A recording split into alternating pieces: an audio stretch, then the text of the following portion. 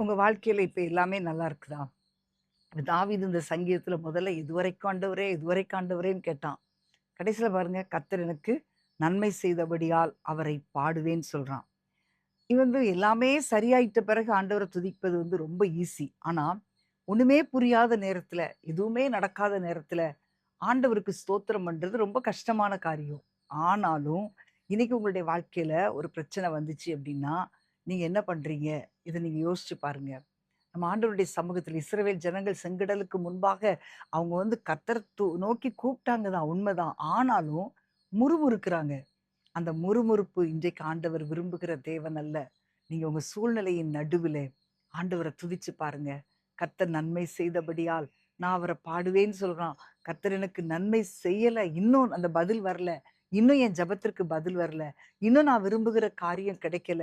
நான் ரொம்ப நாளா காத்திருக்கிற காரியத்துல என்னுடைய கண்ணீர் இன்னும் மாறவே இல்ல. ஆனாலும் ஆண்டவர ஸ்தோத்திரம் பண்ணுங்க.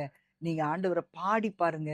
தாவீது அப்படித்தானே இருந்தான். அதே போல இன்றைக்கு உங்களுடைய வாழ்க்கையில எல்லா சூழ்நிலைகளும் எதிராக இருந்தாலும், நான் கர்த்தருக்குள் மகிழ்ச்சியா இருப்பேன் என்று சொல்லி ஆபகூக்கைப் போல நீங்க சொல்ல முடியுமா?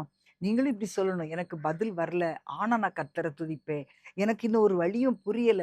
ஆனால் நான் கர்த்தர துதிப்பேன். அவர் மேல நான் நம்பிக்கை வைப்பேன். இன்னும் எனக்கு கதவுகள் திறக்கப்படல.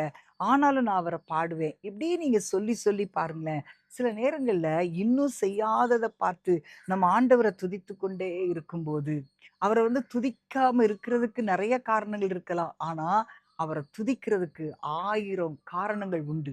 அத நீங்க துதிச்சு பாருங்க. நெறைய நன்மைகள நம்ம நெறைய நேரங்கள்ல மறந்துர்றோமே! ஆண்டவர துதிப்பதற்கு மறந்துர்றோமே!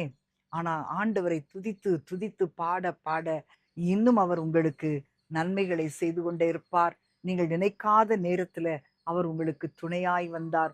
எத்தனையோ பயங்கரமான விபத்துகள் ஏற்பட இருக்கும்போது கர்த்தர் உங்களை பாதுகாத்தார். இதெல்லாம் நினைச்சு நினைச்சு ஆண்டவர துதிங்க. இன்னும் மேன்மையான காரியங்கள உங்களுடைய வாழ்க்கையில பெற்றுக்கொள்வீங்க.